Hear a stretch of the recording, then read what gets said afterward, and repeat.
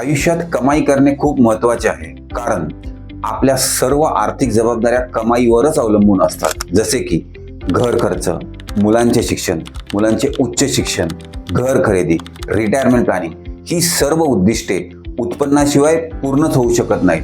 पण फक्त कमाई करणे पुरेसे आहे का? उत्तर आहे नाही. कारण अनेक लोक चांगली कमाई करतात, पण योग्य फायनान्शियल प्लॅनिंग नसल्यामुळे त्यांना आर्थिक तणावाला सामोरे जावे लागते. कमाई म्हणजे पैसे मिळवण्याची क्षमता, तर फायनान्शियल प्लॅनिंग म्हणजे त्या पैशांना योग्य दिशा देण्याची प्रक्रिया. किती खर्च करायचा, किती बचत करायची, किती गुंतवणूक करायची आणि भविष्यातील उद्दिष्टांसाठी किती निधी तयार करायचा, हे फायनान्शियल प्लॅनिंग ठरवतं.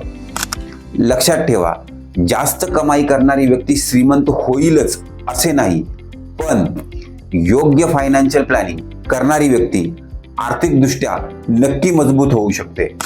म्हणून फक्त उत्पन्न वाढवण्यावर लक्ष केंद्रित करू नका, तर त्या उत्पन्नाचे योग्य नियोजन करण्यावरही तितकेच लक्ष द्या.